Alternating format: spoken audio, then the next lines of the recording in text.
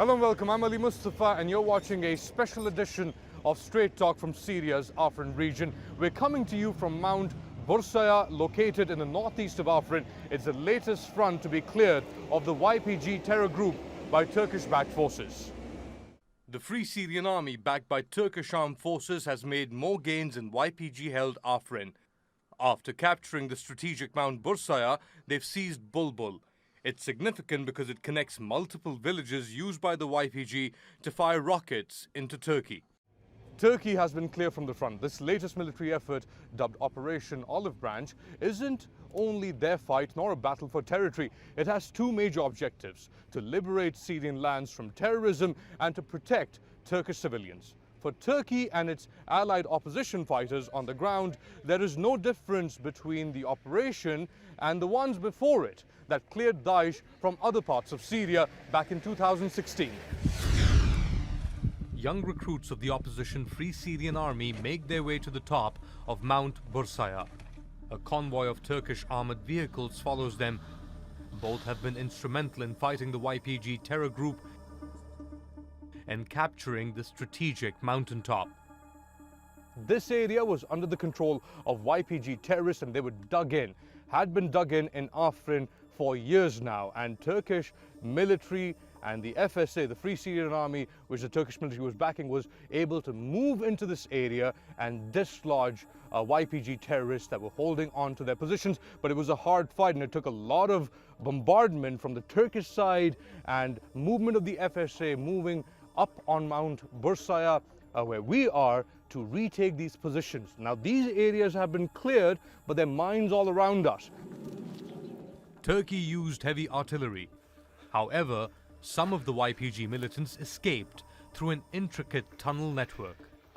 One of the tunnels came out here on the front line in Marin. It runs from the top of Mount Bursaya and is equipped with a proper ventilation system. Outside, we find a trove of YPG PYD accounts ledgers left behind in a rush.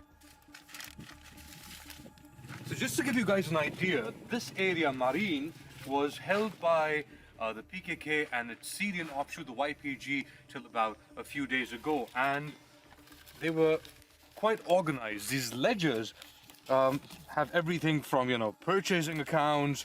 They were buying stuff here, and as we are talking about this, there's still bombardment going on there, but just goes to show how organized the PKK Syrian offshoot was in its dealings in and around here. There's still fire around us, so it's better for us to move. The YPG continue to fire mortars into Marin, hoping to retake the higher ground. But the FSA commander stationed on the frontline town said his men will not let it go. The champions of the FSA and Turkish army have already liberated all of Mount Bursaya. It's a strategic mountain, and by cutting the corridor to the terrorists, PKK and YPG, it's like cutting their lifeline. Further up the mountain, olive trees have been uprooted to remove unexploded mines left behind by the YPG. Nearby are dead bodies of YPG militants. The FSA says they are possibly booby-trapped with unpinned hand grenades carefully positioned between the earth and the corpses. To overcome the landmines and the IED traps, the FSA dug long-running trenches to bypass YPG positions. They say it took years of hard work, but it paid off in the end. This is one of the FSA trenches that they dug from the side of Mount Bursaya all the way to the peak of this mountain. It was used by the FSA to get closer to YPG positions and help the FSA recapture territory from the YPG. Above ground, we come across FSA fighters who said they have been fighting for 7 years now. They reminisce about their lives before the war. Safi, for example, used to own a lingerie shop in Tal Rafat. Now he's a veteran of many battlefronts spread across Syria. There are many difficulties for sure. Every day we're losing a loved one. My parents and siblings are in Turkey. I haven't seen them in 6 years. I have my brother here with me. I'm married and I have no children. And our lives are still living in camps for the internally displaced. My wish is to return home when the war ends. and people can look forward to see their future. They may have defeated the YPG on Mount Bursaya, but the future of the FSA still remains uncertain, as they don't know what to expect in Afrin. I asked FSA Commander Lieutenant Colonel Hamadin if his fighters were up for the fight.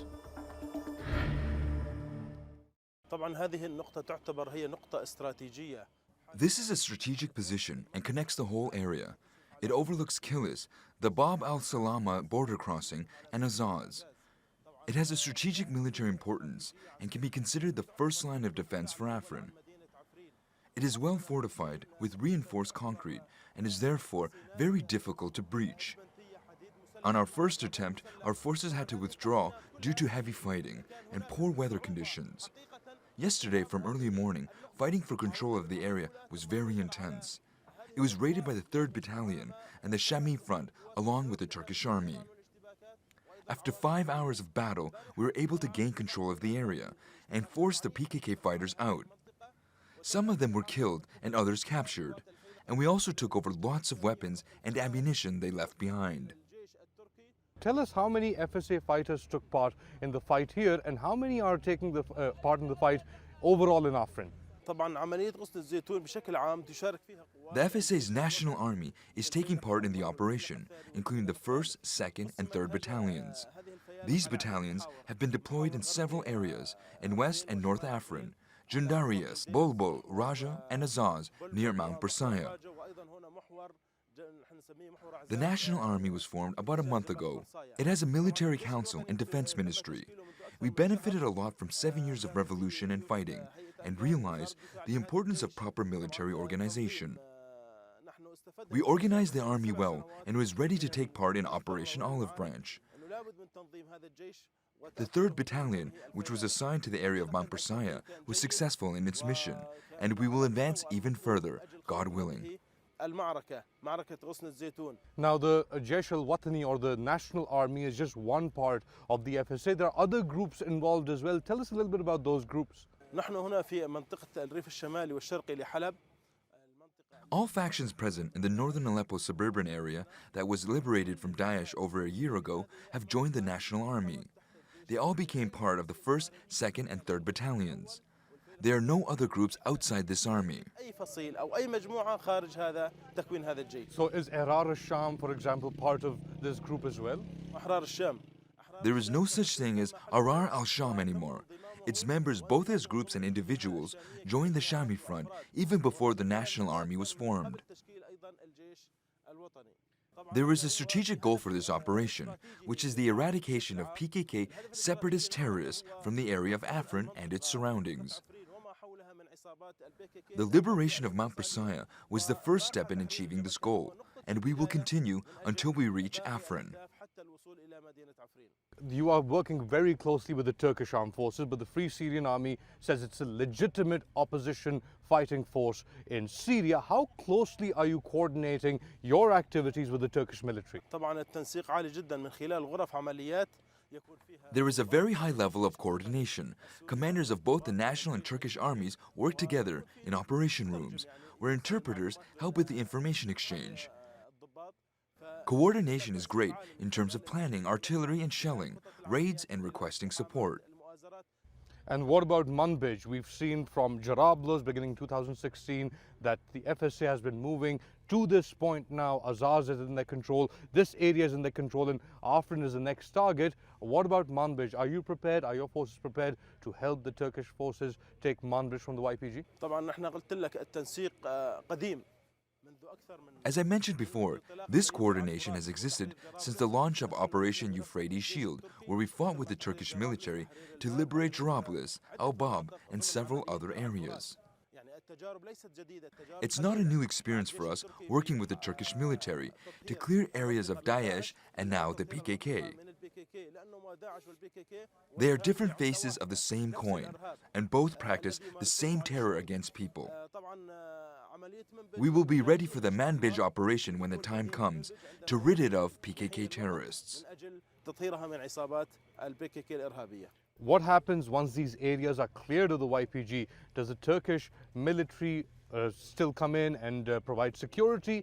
Turkish soldiers or the FSA is capable of taking care of these areas on your own? أنا حسب توقعاتي إنه هي نفسها بعد تحرير المنطقة. I expect, just like before, once those areas are liberated from PKK terrorists, they will be handed over to the locals and be governed by local councils and civilian police to ensure security.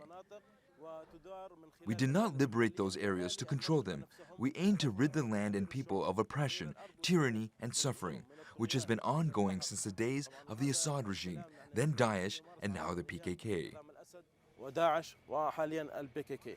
Well, the YPG, YPG is just one part of this equation. You've got the Syrian regime, you've got the Russians, you've got the Iranians. What happens next in the broader picture for the Free Syrian Army? طبعا نحن منذ بداية الثورة خرجنا من أجل إسقاط نظام الأسد. Since the beginning of the revolution, we came out to fight for the downfall of the Assad regime because it oppressed people. Since then, several enemies have emerged, including Daesh, Al-Qaeda, and the PKK. طبعا نحن إن شاء الله.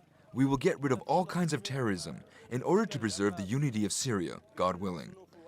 Of course, international agreements also play a large role in the unity of Syria and the future of a new Syria. سوريا في سوريا الجديدة في المستقبل لسوريا. Shukran, Colonel Hamadi.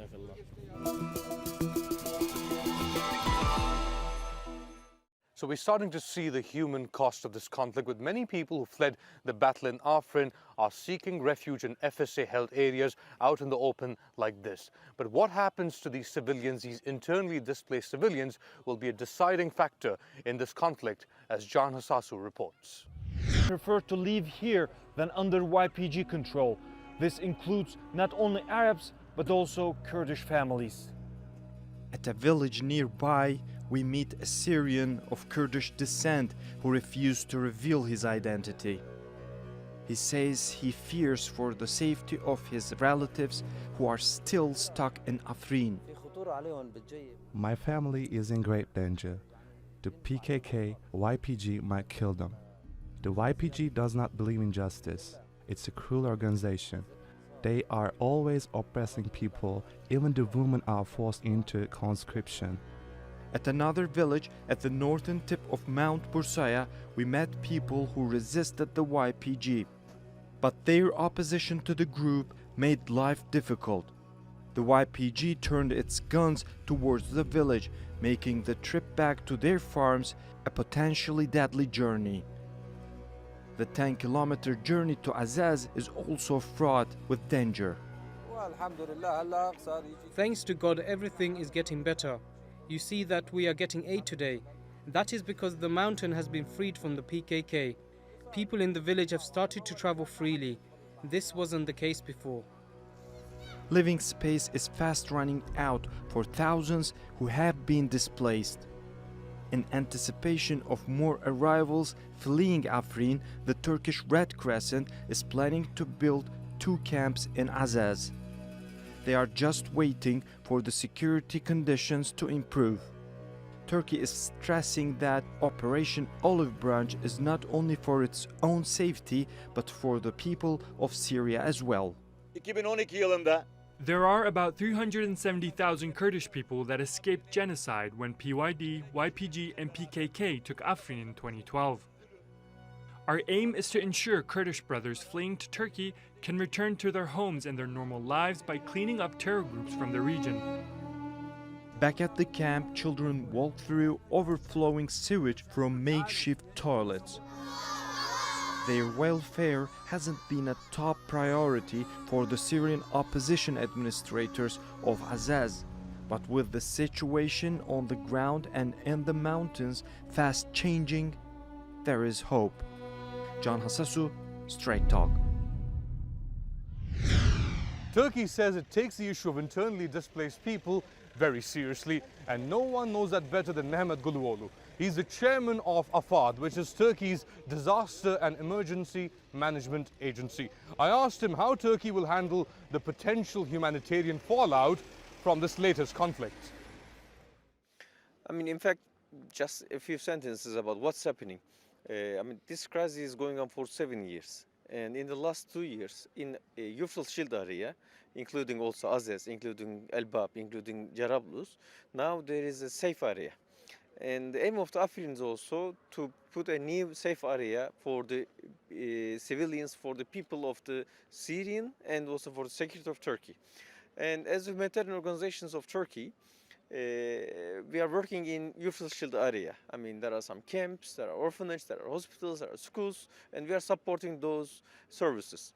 And currently, and while the operations are going on, we are getting ready for if there is any possibility for the new migration, for the new displacement, which people can come from Afrin to the Euphrates Shield area, to the Azaz, to the other parts of the Syria, and or to the Idlib. That's why we are just coming from inside Syria. Now we are in the border of Syria and Turkey, and we look for some other areas, and we are ready with our materials, with our tents, with our all needs materials. So Operation Euphrates Shield started in 2016 and it's been moving closer and closer to Afrin. How is this latest operation, Olive Branch, ZEYTIN, DALI, different from Operation Euphrates Shield? I mean, there are different things, as you already mentioned. I mean, in Afrin, mostly, as you already mentioned, PYD is, and Turkey is fighting with terrorist organization PYD. In the Euphrates Shield area, it was ISIS. And in fact, PYD, PKK issue is an issue for Turkey for more than 30 years. That's why they are really a strong, maybe more than saying strong, working for years and with support of, unfortunately, with other countries for decades against Turkey. But for ISIS, it was different, and they ran away because Turkey entered that, because Turkey really affected from ISIS also. And in this area, there was an aiming for a regional cantons and putting maybe a new state or going into the Mediterranean Sea. That's why with Euphrates Shield operations also, it blocked that aim, also that chain. And with Afrin also, I mean, because Afrin was one of the cantons that named as Afrin Canton of the PYD, Afrin Canton of that region. And this is also aiming how to take the security needs, security barriers for Turkey. And after Euphrates Shield operations, it took a couple of months to put the humanitarian services for health, for education, and for other services. In Afrin, we are aiming it to put as soon as possible, as much as the areas, the village, the towns are liberated. I mean, or let's say that as much as PYD is clear from there, we are getting ready for giving services for those people, those civils in there, as much as possible. So let's clarify for our viewers. We're talking about infrastructure development. We're talking about health and medical facilities. We're talking about schools. We're talking about water supplies, collecting garbage. Simple services which were absent in especially a place like Jarablus. Exactly. Are we expecting the same? Are we seeing a similar trend as far as infrastructure is concerned in these areas as well? Of course, I mean, Turkey is always announced that we are not have any problem with individuals, with civilians in this region. We have problem with PYD, we have problem with terrorist organizations. I mean, we are just coming from inside the Syria. I mean, now you can make your business, you can make your agriculture inside Syria, and more than hundreds of schools repaired. People can go to school, I mean, kids can go to school, more than hundreds of mosques repaired. I mean, the life is normalizing. Well, the question is, can it be sustained? Is that sustainable without your help, without Turkey's help, without Afad's help? We will see, because Turkey always said that we want that Syrians should be standing with over their own shoes or their own foods, and in that region at least, with their own lives. We are supporting a sustainable life without Turkey's support. But what Turkey is saying, that we are here until they need, until they can manage themselves, until the commerce, the business, the life can go themselves. So what is the importance then of local councils in areas across the border? Exactly, and local councils with their own people I mean, not an artificial management, with an, I mean, really with their own people, with their own decisions, with the support of Turkey. That's why what we are aiming is exactly what you said, a sustainable life with their own culture, with their own people. Turkey is not going there for occupying there. Turkey also as a country has some really some red lines for their security, for its citizens, and for the region. And let's be clear, it's not an easy situation, especially for humanitarian organizations, to be operating in Syria, is it? Of course, I mean, but not only in Syria, in Somalia, in Afghanistan, in other parts of the world, unfortunately, we face with it. And in Syria also, I don't know how many times hospitals, schools, or humanitarian warehouses or humanitarian trucks are also targeted, unfortunately. I mean, before the official area, the accessibility was the main problem. But after Euphrates area, at least for Euphrates area, the accessibility at least decreased. The accessibility problem is decreased. But still, in like in East Ghouta or some other parts of the different parts of the Syria, still we have accessibility problem. I mean, more than Turkish control, the forces, I mean, the regime or sometimes other forces, they don't allow humanitarian items to let them inside there. Is there coordination with Russia? In Idlib especially, I mean, it was aimed at in the Astana and in the Sochi meetings. Humanitarian accessibility is one of the important things, one of the important item in the agenda. Between Russia, Iran and Turkey, how to support the humanitarian needs as much as possible was one of the agenda. That's why, at least in the Idlib area, as much as the regime is controlled, because, you know, beside the Afrin operation, since the last 2 months, more than 200,000 people moved because of the regime. In these days, we are talking about the Turkish operation in Afrin, but still on the down, I mean, on the south part of the Idlib, the regime's operation, especially the aid trucks, resulted with more than 200,000 people's displacement. That's why in that area, you know, 1 year ago when the Aleppo evacuation is done, we were afraid that Idlib will be second Aleppo because the regime forces was moving. But we were happy that at the Astana meetings, so-called ceasefire or at least the escalation zone is announced in Idlib. But 1 year later, when the regime moved from south, again, we are afraid that lots of people will be displaced again. Finally, how long is Afad Turkey willing to assist as far as humanitarian needs of Syrians are concerned on the other side of the border? How long are you willing to invest? As much as needed, because since I mean, in the last 7 years, we are supporting Syrians in Turkey, Syrians in the border, Syrians, yeah, more than 3 million, 3.7 million people in Turkey, and we didn't say that it's enough. That's why we are doing our best for supporting them. And for people inside Syria, because at the end, 7 years is really, I mean, nearly half generation. I mean, when a kid was 10 years old, now he's at 17. That's why nearly close to adult years. We are ready and we will be supporting as much as possible. But at the end, this is war. What we are talking is something war. That's why it should be finished as soon as possible. This ceasefire or whatever the name you can name, it should come, and then the life again should be normalized as soon as possible. Mehmet Guluoğlu, thank you so much. Thank you very much. Thank you very much.